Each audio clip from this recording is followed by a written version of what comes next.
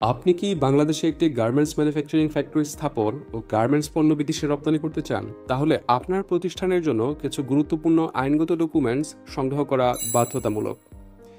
এই ডকুমেন্টসগুলো সংগ্রহ করা ছাড়া আপনি আপনার তৈরিকৃত পোশাক বিদেশে রপ্তানি করতে পারবেন না। আজকের ভিডিওতে আমরা জানব কোন কোন ডকুমেন্টস প্রয়োজন, কিভাবে সেগুলো সংগ্রহ করবেন এবং এসবের গুরুত্ব কী।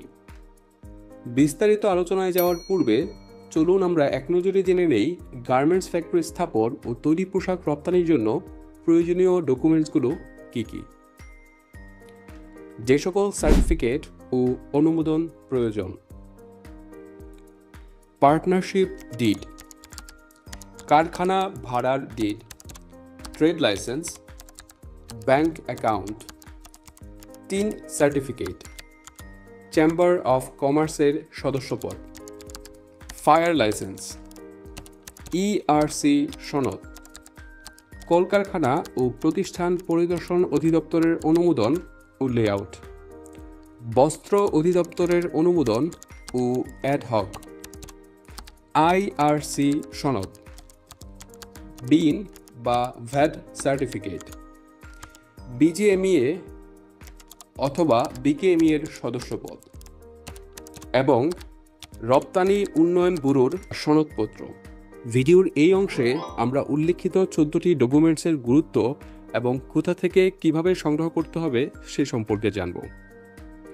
1. Partnership did. যদি ব্যবসা একাধিক ব্যক্তির মধ্যে হয় তাহলে অংশীদারদের মধ্যে পার্টনারশিপ ডিড থাকা বাধ্যতামূলক। সাধারণত 4,000 টাকার স্ট্যাম্পে এই চুক্তিপত্র হয়ে থাকে।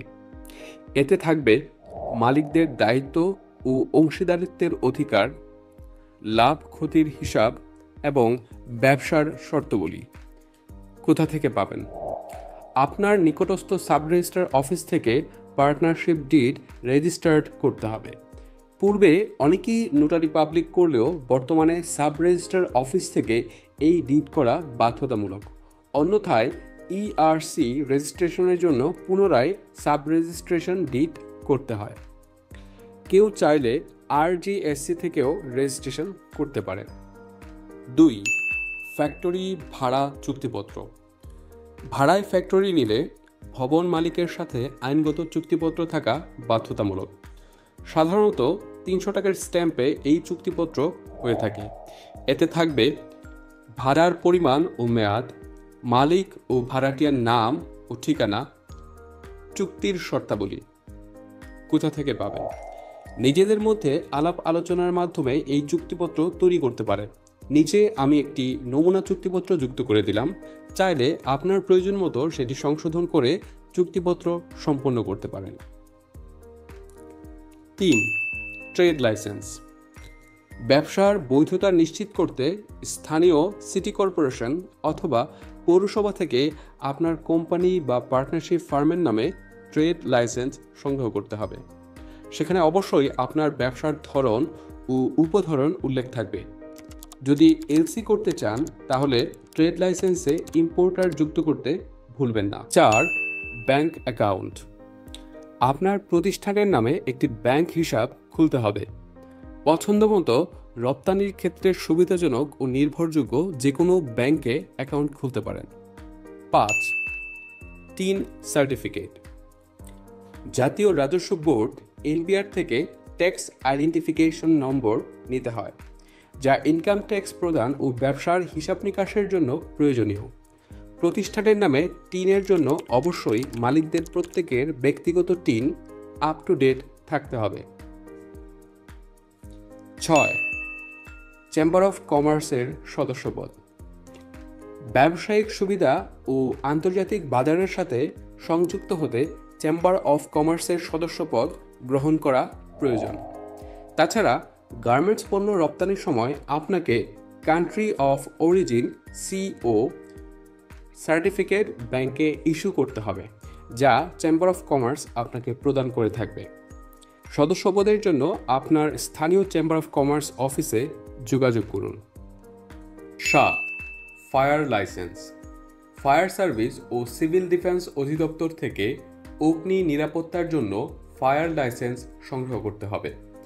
এই সনদ দেওয়ার পূর্বে ফায়ার সার্ভিস ও সিভিল ডিফেন্সের একটি টিম আপনার কারখানা পরিদর্শনে আসবে। কোথা থেকে পাবেন? এই লাইসেন্সের জন্য আপনার নিকটস্থ ফায়ার সার্ভিস ও সিভিল ডিফেন্স অফিসে যোগাযোগ করুন। 8. ERC certificate. রপ্তানির জন্য এক্সপোর্ট রেজিস্ট্রেশন সার্টিফিকেট সংগ্রহ করতে হবে।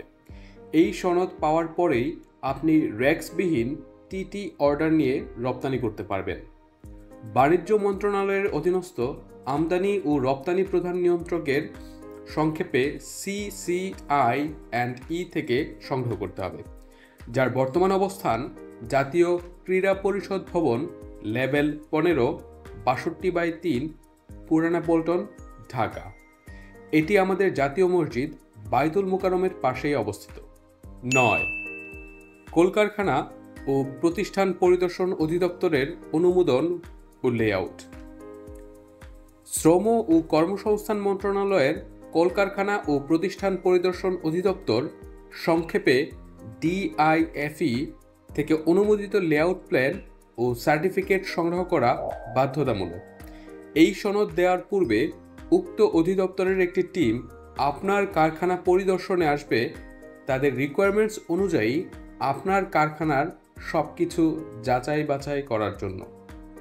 কোথা থেকে পাবেন? আপনার নিকটস্থ DIFE অফিসে যোগাযোগ করুন। 10. বস্ত্র অধিদপ্তরের সার্টিফিকেট ও অ্যাডহক অনুমোদন। বাংলাদেশ টেক্সটাইল মিলস কর্পোরেশন সংক্ষেপে BTMC থেকে উৎপাদনের অনুমতি সংগ্রহ করতে হবে। সেই সাথে এই প্রতিষ্ঠান আপনাকে অ্যাডহক সুপারিশপত্র অনুমোদন দেবে, যার মাধ্যমে আপনি ইন্ডাস্ট্রিয়াল IRCর জন্য আবেদন করতে পারবেন। IRCর জন্য বস্ত্র অধিদপ্তর কর্তৃক সুপারিশকৃত অ্যাডহক বাধ্যতামূলক। এই সনদ দেওয়ার পূর্বে উক্ত অধিদপ্তরের একটি টিম আপনার কারখানা পরিদর্শনে আসবে। কোথা থেকে পাবেন? ঠিকানা কারওয়ান বাজার, BTMC ভবন, ঢাকা। 11. IRC certificate. গার্মেন্টসের কাঁচামাল আমদানির জন্য ইম্পোর্ট রেজিস্ট্রেশন সার্টিফিকেট সংগ্রহ করতে হয়। বাণিজ্য মন্ত্রণালয়ের অধীনস্থ আমদানি ও রপ্তানি নিয়ন্ত্রকের দপ্তর সংক্ষেপে CCI&E থেকে সংগ্রহ করতে হবে, যার বর্তমান অবস্থান ক্রীড়া পরিষদ ভবন, লেভেল 15, 62/3, পুরানা পল্টন, ঢাকা। 12. বিন বা ভ্যাট সার্টিফিকেট। মূল্য সংযোজন কর ভ্যাট পরিশোধের জন্য বিজনেস আইডেন্টিফিকেশন নাম্বার সংগ্রহ করতে হয় জাতীয় রাজস্ব বোর্ড NBR থেকে। এই সার্টিফিকেটে সাধারণত ERC, IRC ও TIN নম্বর উল্লেখ থাকে, তবে ERC করার পরেই এই সার্টিফিকেট ইস্যু করা যায়। 13. BGMEA বা BKME এর সদস্যপদ। ওভেন বা সোয়েটার গার্মেন্টস হলে BGMEA এবং নিটওয়্যার গার্মেন্টস হলে BKME এর সদস্যপদ নিতে হয়।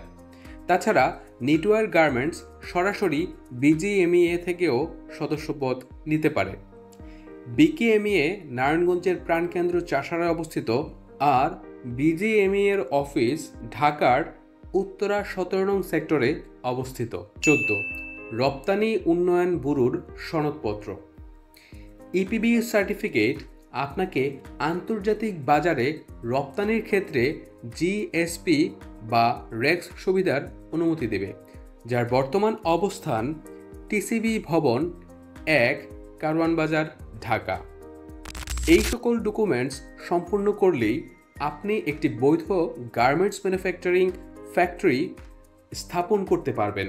সেই সাথে বাংলাদেশের সাথে বাণিজ্যিক সম্পর্ক রয়েছে এরূপ সকল দেশেই বৈধভাবে তৈরিকৃত পোশাক রপ্তানি করতে পারবেন। মনে রাখবেন, সঠিক ডকুমেন্টস সাফল্যের চাবিকাঠি। আপনি কি গার্মেন্টস ব্যবসায় নতুন? আপনি কি আরও বিস্তারিত পরামর্শ চান? আমাদের সাথে যোগাযোগ করুন, আমরা আছি আপনার পাশে।